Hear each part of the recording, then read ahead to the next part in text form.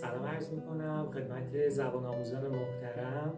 من علی زرینقبا هستم با سابقه 17 سال آموزش زبان در بهترین پلتفرم ها و آموزشگاه های کشور.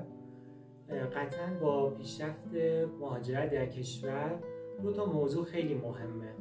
یکی گرفتن مدرک های بین‌المللی مثل دولینگو و آیلتس و یکی هم یاد گرفتن زبان برای صحبت کردن برای دوستانی که میخوان مهاجرت کنن.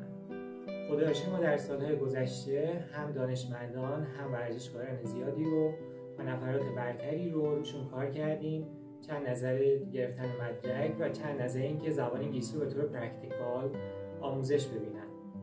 I'm passionately interested in seeing you in my classes و later on.